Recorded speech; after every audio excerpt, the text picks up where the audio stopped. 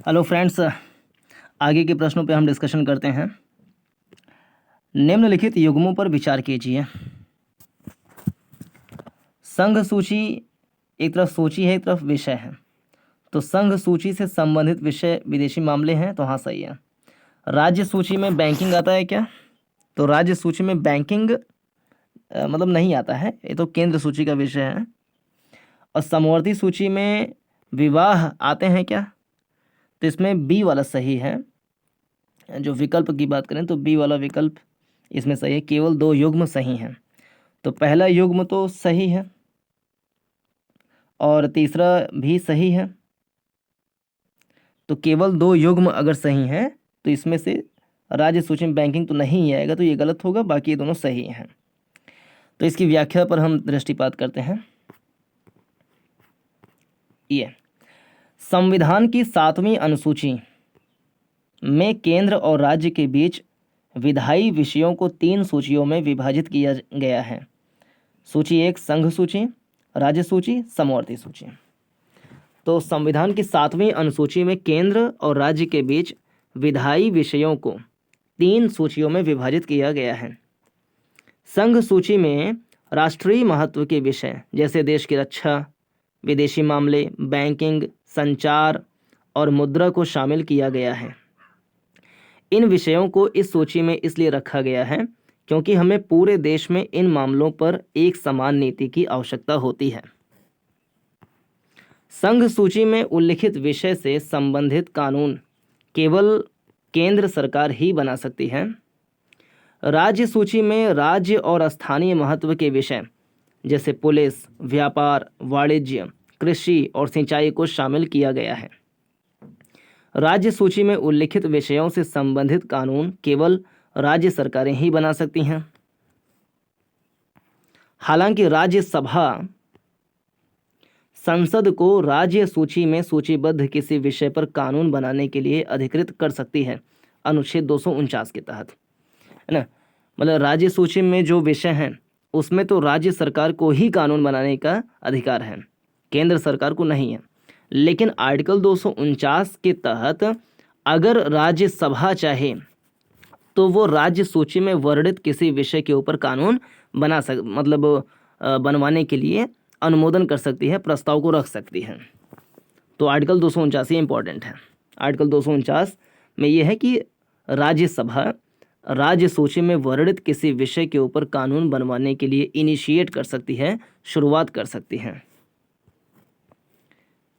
समवर्ती सूची में केंद्र सरकार और राज्य सरकारों के साझा हितों से संबंधित विषयों जैसे शिक्षा, वन, ट्रेड यूनियन, विवाह, गोद लेने और उत्तराधिकार जैसे विषयों को शामिल किया गया। फिर से समवर्ती सूची में राज्य सरकारों के साझा हितों से संबंधित, केंद्र सरकार और राज्य सरकारों के साझा हितों से संबंधित विषयों जैसे शिक्षा, वन, ट्रेड यूनियन, विवाह, गोद लेने और उत्तराधिकार जैसे विषयों को शामिल किया गया है।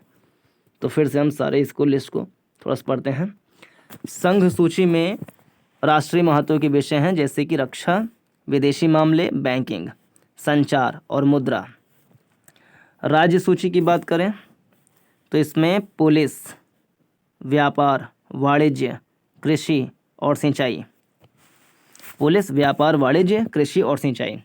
पुलिस, व्यापार, वाणिज्य, कृषि और सिंचाई। समवर्ती सूची में शिक्षा, वन, ट्रेड यूनियन, विवाह, गोद लेने और उत्तराधिकार जैसे विषय को शामिल किया गया है। इस सूची में उल्लिखित विषयों पर केंद्र और तथा राज्य दोनों सरकारें कानून बना सकती हैं। यदि इनके कानून आपस में अतिव्यापी हो जाते हैं तो ऐसी स्थिति में केंद्र सरकार द्वारा बनाया गया कानून मान्य होता है। अगला प्रश्न, सरकार के संसदीय स्वरूप के संबंध में निम्नलिखित कथनों पर विचार कीजिए। सरकार के संसदीय स्वरूप के संबंध में, सरकार का संसदीय स्वरूप निरंकुशता को प्रतिबंध करता है, सही है। इस रूप में विधायी और कार्यपालिका अविभाज्य हैं, सही बात है। तो दोनों ही कथन इसमें सही हैं। इसका मतलब कि सी वाला 1 और 2 दोनों कथन सही हैं। इसकी हम व्याख्या को देखते हैं। सरकार का संसदीय स्वरूप भारत का संविधान केंद्र और राज्यों दोनों में सरकार के संसदीय स्वरूप का प्रावधान करता है।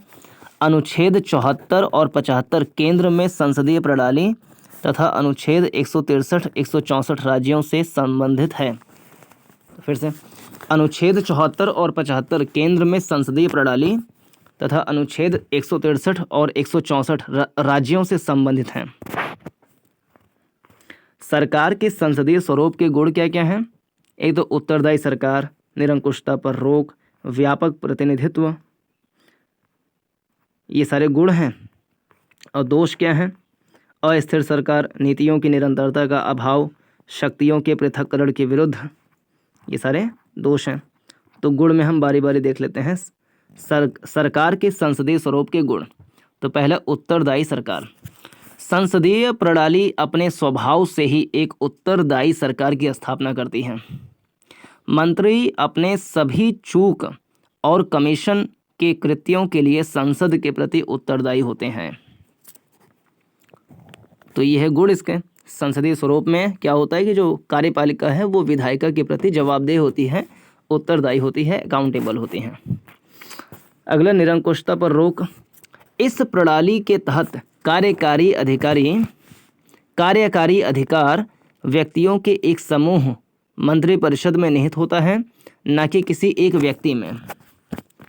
सत्ता का यह प्रसार कार्यपालिका की तानाशाही प्रवृत्तियों पर अंकुश लगाता है। एक व्यापक प्रतिनिधित्व। संसदीय प्रणाली में कार्यपालिका में व्यक्तियों का एक समूह होता है, अर्थात मंत्री जो लोगों के प्रतिनिधि होते हैं।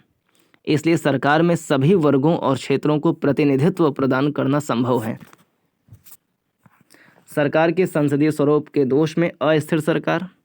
संसदीय प्रणाली एक स्थिर सरकार प्रदान नहीं करती है। इस बात की कोई गारंटी नहीं है कि कोई सरकार अपना कार्यकाल पूरा कर सकती है। मंत्री अपनी निरंतरता और पद पर बने रहने के लिए बहुसंख्यक विधायकों की दया पर निर्भर रहते हैं। नीतियों की निरंतरता का अभाव। संसदीय प्रणाली दीर्घकालिक नीतियों के निर्माण और कार्यान्वयन के अनुकूल नहीं है। यह सरकार के कार्यकाल की अनिश्चितता के कारण है। सत्तारूढ़ दल में बदलाव के बाद आमतौर पर सरकार की नीतियों में बदलाव होता है। और शक्तियों के पृथक्करण के विरुद्ध। संसदीय प्रणाली में विधायिका और कार्यपालिका एक साथ और अविभाज्य हैं। कैबिनेट विधायिका के नेता के साथ कार्यपालिका के रूप में कार्य करता है। तो इसके दोष हैं। अगला प्रश्न देखें, 31 वाला। इसमें विश्व आर्थिक मंच के संदर्भ में निम्नलिखित कथनों पर विचार कीजिए। तो इसमें बताना है कौन सा सही नहीं है। विश्व आर्थिक मंच पेरिस में स्थित एक फ्रेंच गैर लाभकारी संस्थान है। तो गलत है। विश्व आर्थिक मंच, इसकी स्थापना 1971 में हुआ था और ये जिनेवा में स्थित, मतलब इसका जो मुख्यालय है वो जिनेवा में है। तो पेरिस फ्रेंच नहीं है, ये जिनेवा में है। इसकी वर्ष 2022 की वार्षिक बैठक की theme working together restoring trust थी। वर्किंग टुगेदर रिस्टोरिंग ट्रस्ट थी इसका 2022 का जो थीम है। तो कौन सा सही नहीं है बताना है। तो ये बात सही है। वैश्विक यात्रा और पर्यटन रिपोर्ट विश्व आर्थिक मंच द्वारा प्रकाशित की जाती है। वैश्विक यात्रा और पर्यटन रिपोर्ट जो है जारी करती यही, ये बात सही है। तो हमें बताना था कौन सा सही नहीं है। तो पहला वाला सही नहीं है, बाकी दोनों सही हैं। मतलब कि इसमें केवल एक वाला आंसर हो जाएगा सही। ये वाला आंसर सही है। इसकी व्याख्या हम देख लेते हैं।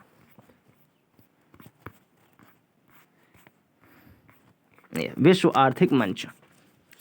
विश्व आर्थिक मंच एक स्विस गैर लाभकारी संस्थान है ना। विश्व आर्थिक मंच एक स्विस गैर लाभकारी संस्थान है। इसकी स्थापना 1971 में हुआ था और जिनेवा स्विट्ज़रलैंड में इसका मुख्यालय हम कह लें यहाँ पर है। वर्ल्ड इकोनॉमिक फोरम ना WEF वैश्विक क्षेत्रीय और उद्योग जगत की परियोजनाओं को आकार देने हेतु व्यापार, राजनीतिक, शिक्षा क्षेत्र तथा समाज के अन्य प्रतिनिधियों को शामिल कर वैश्विक स्थिति में सुधार के लिए प्रतिबद्ध है। वर्ष 2022 की विश्व आर्थिक मंच की वार्षिक बैठक 26 मई 2022 को वर्किंग टुगेदर रीस्टोरिंग ट्रस्ट विषय के तहत आयोजित की गई थी।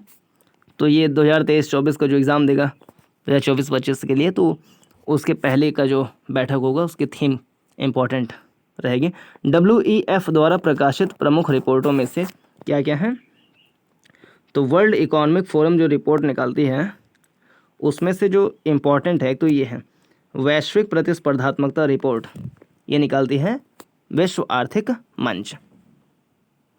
और एक है वैश्विक लैंगिक अंतराल सूचकांक, ये दोनों इम्पॉर्टेंट है। इसको वैश्विक प्रतिस्पर्धात्मकता सूचकांक और वैश्विक लैंगिक अंतराल रिपोर्ट, ये दोनों निकालती है WEF। इसके अलावा ऊर्जा संक्रमण सूचकांक, वैश्विक सूचना प्रौद्योगिकी रिपोर्ट भी निकालती है ये। वैश्विक जोखिम रिपोर्ट, वैश्विक यात्रा और पर्यटन रिपोर्ट, ये सारे रिपोर्ट इसके द्वारा निकाले जाते हैं। वैश्विक यात्रा और पर्यटन रिपोर्ट। अगला प्रश्न,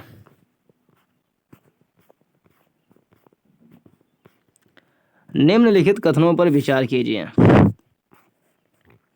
निम्नलिखित कथनों पर विचार कीजिए और इसमें बताना क्या है कि कौन सा सही नहीं है, कौन सा सही नहीं है। तो इसमें कौन कौन सा सही नहीं है, आंसर टिक लगा हुआ है, पहला और दूसरा सही नहीं है।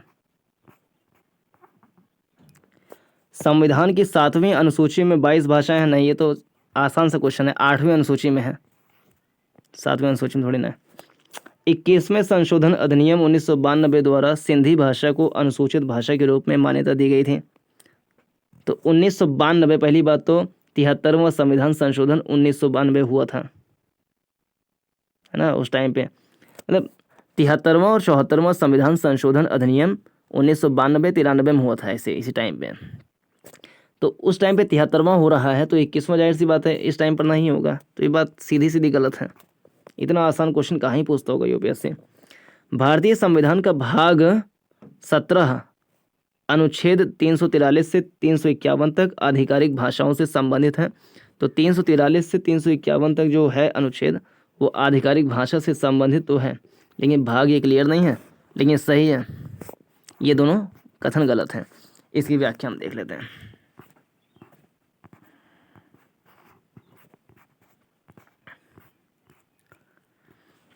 भारतीय संविधान की 8वीं अनुसूची, ना कि 7वीं। 7वीं में है क्या वो समवर्ती सूची, राज्य सूची, केंद्र सूची, ये सब दिया गया 7वीं में। 8वीं अनुसूची में और एक है 11वीं अनुसूची, इम्पोर्टेंट है। 11वीं अनुसूची जो है वो पंचायत से संबंधित है। 22 भाषाएं शामिल हैं। कौन कौन सी भाषाएं देखिए, असमिया, बांग्ला, गुजराती, हिंदी, कन्नड़, कश्मीरी, कोंकणी, मलयालम, मणिपुरी, मराठी, नेपाली भी है। 8वीं अनुसूची में नेपाली भी है। ओडिया, पंजाबी, संस्कृत, सिंधी, तमिल, तेलुगु, उर्दू, बोडो, संथाली, मैथिली, डोगरी। अच्छा, इसमें इंग्लिश नहीं है क्या? असमिया, बांग्ला, गुजराती, हिंदी, कन्नड़, कश्मीरी, कोंकणी, मलयालम, मणिपुरी, मराठी, नेपाली, ओडिया, पंजाबी, संस्कृत, सिंधी, तमिल, तेलुगु, उर्दू, बोडो, संथाली, मैथिली, डोगरी। इसमें इंग्लिश भाषा नहीं है। 8वीं अनुसूची में इंग्लिश भाषा नहीं है। अंग्रेजी, इंग्लिश कहीं कुछ लिखा है? नहीं लिखा हुआ है। उर्दू है एक तो, और एक हिंदी भी है, और संस्कृत भी है, और नेपाली, गजब नेपाली भी है। संविधान के अनुच्छेद 246 के तहत 7वीं अनुसूची संघ और राज्यों के बीच शक्तियों के विभाजन से संबंधित है। तो अनुच्छेद 246 जो है वो संबंधित है किससे? 246 कितना बने 246 के तहत 7वीं अनुसूची संघ और राज्यों के बीच शक्तियों के विभाजन से संबंधित है। यहाँ पे सारे संशोधन अधिनियम मान्यता वर्ष। सिंधी भाषा 21वां संशोधन 1967 के तहत जोड़ा गया था इसे। कोंकणी 71वां 1992, मणिपुरी 71वां 1992, नेपाली 71वां 1992, बोडो 92वां 2004।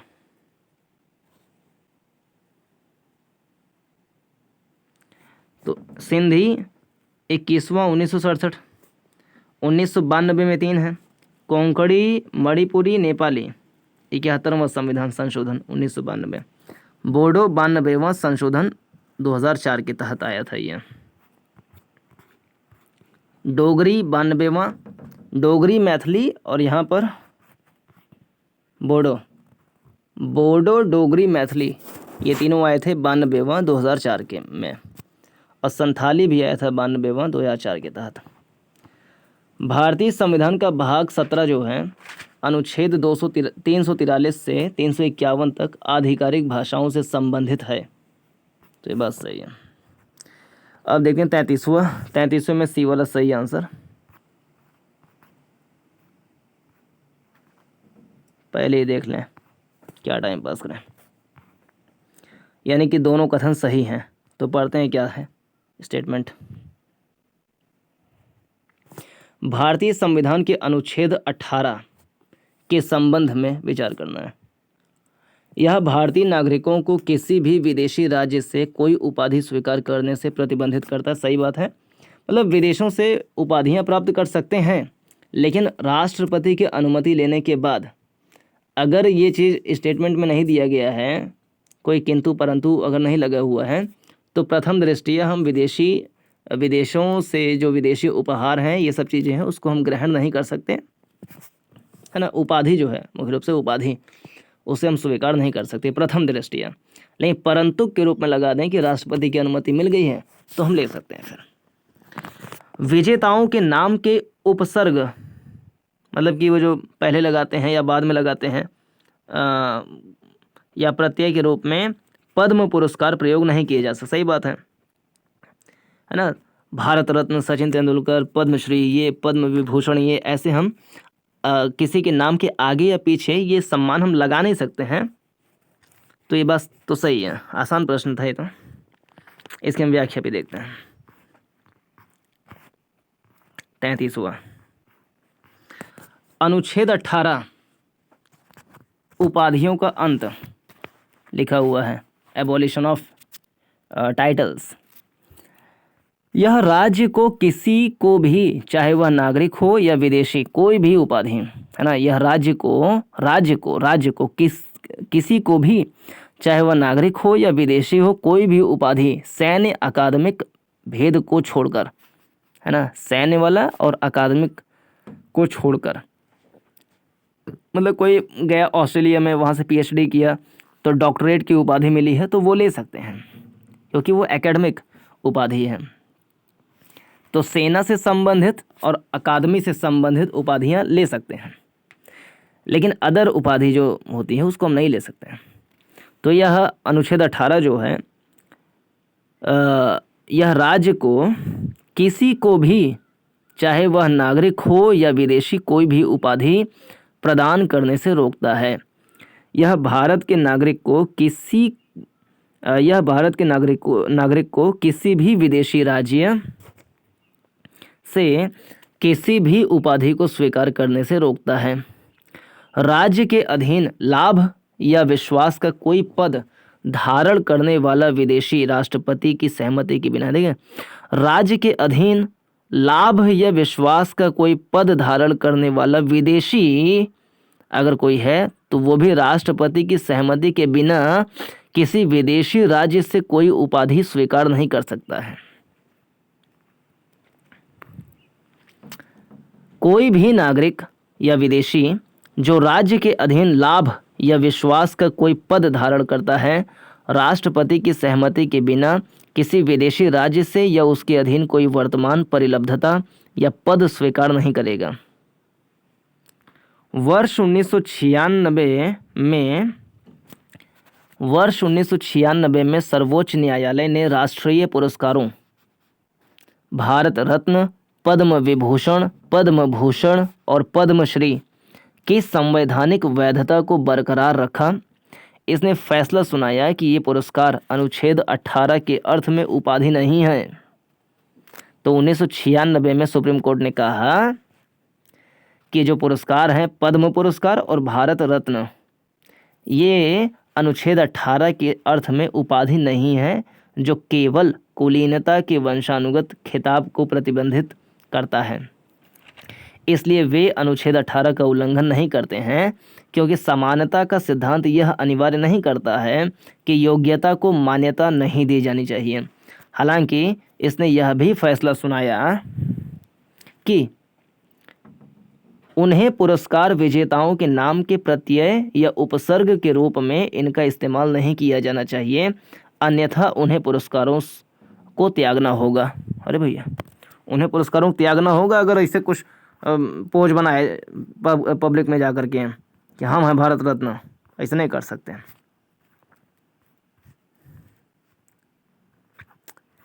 अगला है 34th वाला। 34th में सी वाला सही है आंसर, मतलब कि 1 और 2 दोनों सही हैं। तो पढ़ते हैं। अच्छा, ये इसमें जो है मैं गलत कर दिया था, इसका मतलब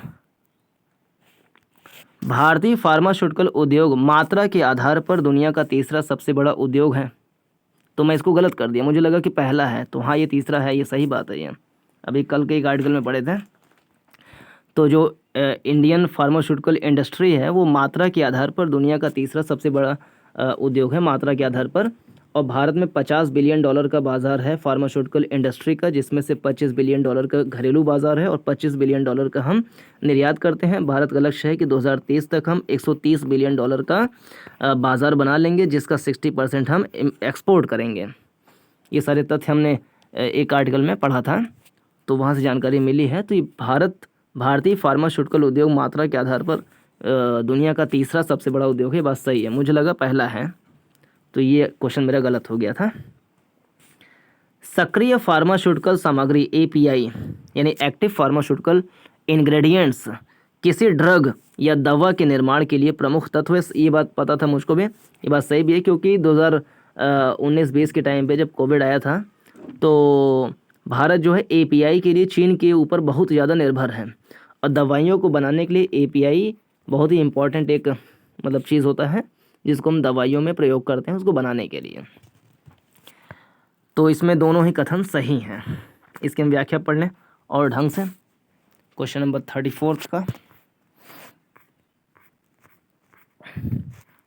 भारतीय दवा उद्योग, भारतीय फार्मास्यूटिकल उद्योग मात्रा के आधार पर दुनिया का तीसरा सबसे बड़ा उद्योग है और मूल्य के आधार पर यह विश्व का 14वां सबसे बड़ा उद्योग है। भारतीय फार्मास्यूटिकल उद्योग मात्रा के आधार पर दुनिया का तीसरा सबसे बड़ा उद्योग है और मूल्य के आधार पर यह विश्व का 14वां सबसे बड़ा देश है। मात्रा के आधार पर तीसरा है, मूल्य के आधार पर 14वां है।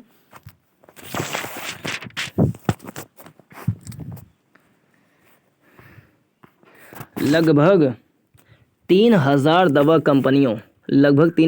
कंपनियों और 10,500 विनिर्माण इकाइयों के साथ, तो भारत में लगभग 3000 दवा कंपनियां हैं और 10,500 विनिर्माण इकाइयां हैं के साथ इसका मजबूत नेटवर्क है। वर्ष 2019 में वैश्विक निर्यात के साथ घरेलू स्तर पर इसका टर्नओवर 1.4 लाख करोड़ रुपए था, 1.5 लाख करोड़ रुपए के आसपास। ये सक्रिय दवा सामग्री क्या होता है? APIs, बल्क ड्रग या सक्रिय फार्मास्यूटिकल सामग्री, एक्टिव फार्मास्यूटिकल इंग्रेडिएंट्स API किसी ड्रग या दवा का प्रमुख घटक होता है जिससे वांछित चिकित्सकीय प्रभाव प्राप्त होने के साथ इच्छित औषधीय गतिविधि को प्राप्त किया जाता है।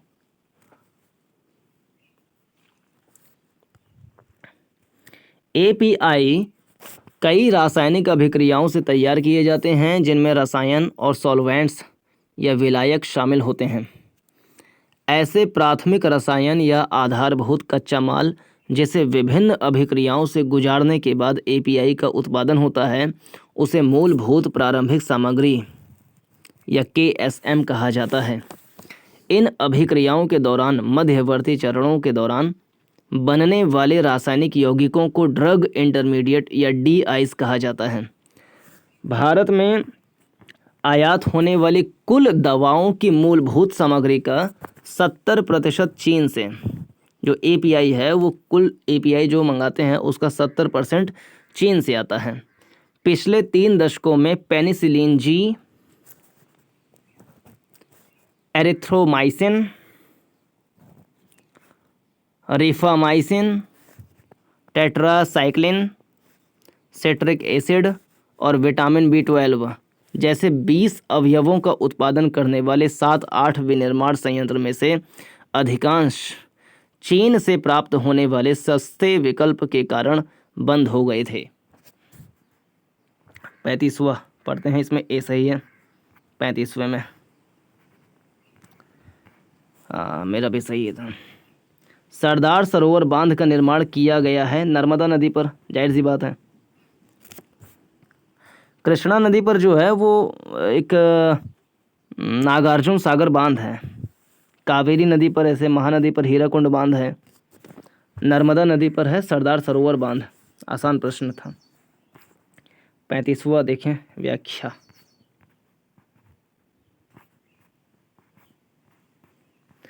सरदार सरोवर बांध नर्मदा नदी पर बना हुआ एक गुरुत्वीय बांध है।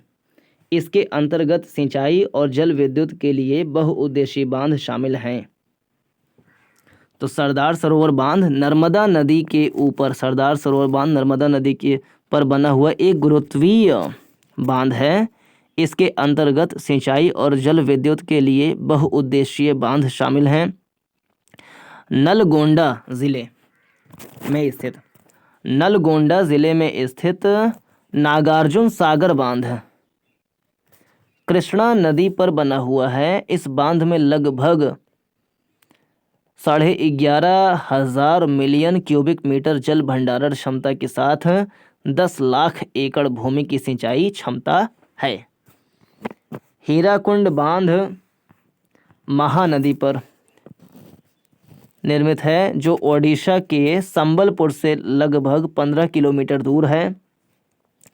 यह भारत की आज़ादी के बाद शुरू की गई पहली बहुउद्देशीय नदी परियोजनाओं में से एक है। अब मैटूर बांध मैटूर बांध कावेरी नदी पर निर्मित 1700 मीटर लंबा बांध है, जिसका निर्माण वर्ष 1934 में किया गया था।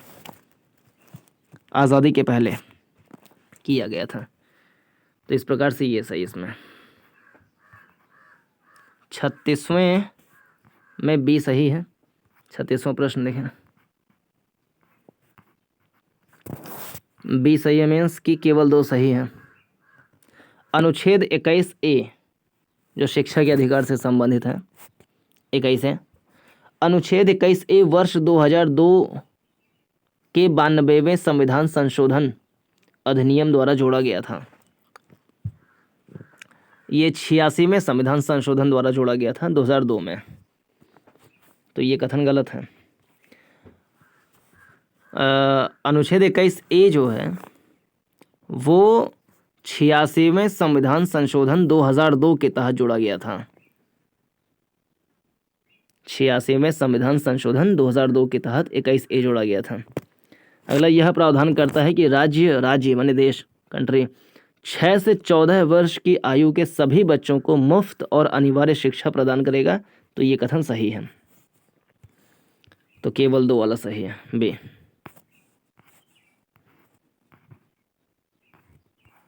यहाँ मैप में देख सकते हैं सर। अनुच्छेद 21A में घोषणा की गई है कि राज्य 6 से 14 वर्ष की आयु के सभी बच्चों को राज्य द्वारा निर्धारित तरीके से मुफ्त और अनिवार्य शिक्षा प्रदान करेगा। इस प्रकार यह प्रावधान केवल प्रारंभिक शिक्षा को मौलिक अधिकार बनाता है। यह प्रावधान केवल प्रारंभिक शिक्षा को मौलिक अधिकार बनाता है। तो भारत में केवल प्रारंभिक शिक्षा ही मौलिक अधिकार के अंतर्गत है। उच्च शिक्षा, मध्यवर्ती शिक्षा ये सब मौलिक अधिकार नहीं है, लेकिन प्रारंभिक शिक्षा मौलिक अधिकार है। यह प्रावधान वर्ष 2002 के 86वें संविधान संशोधन अधिनियम द्वारा जोड़ा गया था। यह संशोधन एजुकेशन फॉर ऑल प्राप्त करने के देश के उद्देश्य में एक प्रमुख मील का पत्थर है। 92वें संविधान संशोधन अधिनियम 2003 में हुआ था और 86वां संशोधन 2002 में हुआ था। अब 92वां 2003 से भारतीय संविधान की 8वीं अनुसूची में 4 भाषाओं बोडो, डोगरी, मैथिली, संथाली। तो 92वें संविधान संशोधन 2003 के तहत बोडो, डोगरी, मैथिली, संथाली को जोड़ा गया था 8वीं अनुसूची में। और जो अनुसूची है 8वीं अनुसूची में 22 भाषाएं हैं। और भाग 17 में अनुच्छेद 343 से लेकर के 351 तक में, शायद 53 तक में वो बताया गया है कि 246 से लेकर आर्टिकल संख्या क्या है, 343 से 351 तक। हाँ, अनुच्छेद 343 से लेकर 351 तक में भाग 17 जो है उसमें अनुच्छेद 343 से 351 तक है, जो कि राजभाषा से संबंधित प्रावधान इसमें करता है। तो ये 37वें में सी है। 37वां प्रश्न देखें। 37वां तो ही नहीं, 36 खत्म। तो इसमें इतना ही। धन्यवाद।